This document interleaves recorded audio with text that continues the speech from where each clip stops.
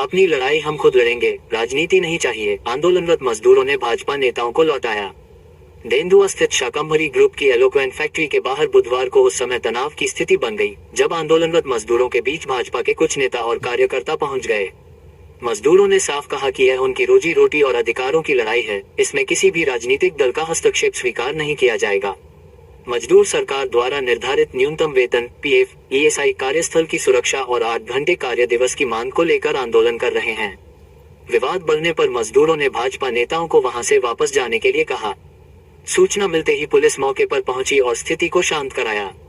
बाद में फैक्ट्री प्रबंधन और मजदूरों के बीच बातचीत हुई।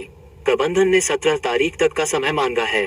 मजदूरों ने चेतावनी दी है कि यदि तय समय तक उनकी मांगे पूरी नहीं हुई तो वे बड़ा आंदोलन करेंगे। आगे যে আমাদের ডেটটা দেওয়া ছিল সেই ডেটটার কোনো মূল্য হলো না। এখন আবার একটা নতুন ডেট দেওয়া হয়েছে 17 তারিখ। 17 জুলাই আমাদের একটা নতুন যে এভারেজ আছে সেই এভারেজটা দেওয়া হবে, মানে কমপ্লিটলি সরকার থেকে যেটা ন্যূনতম হাজিরি ওয়ার্কারের সেটা দেওয়া হবে।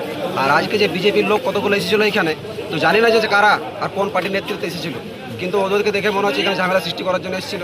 আর যে পাঠিয়েছিল তার নাম তো জানা নেই, কিন্তু এরা লেগে গেছিল বিজেপির পার্টির লোক। আর আমাদেরকে যত শ্রমিক মজদুর ভাই আছে সবারই যেগুলো সব কথা সমিষ্ট হয়েছে, কিন্তু আমরা তাদেরকে তাড়িয়ে দিয়েছি। এখন এখানে কোনো প্ল্যান্টের মধ্যে কোনো পার্টি, কোনো নেতৃত্ব কোনো ঢুকতে দেওয়া যাবে না। কি কারণ এসে পরে তারা কি বলছিল কি আপনারা এত উত্তেজিত হয়ে গেলেন?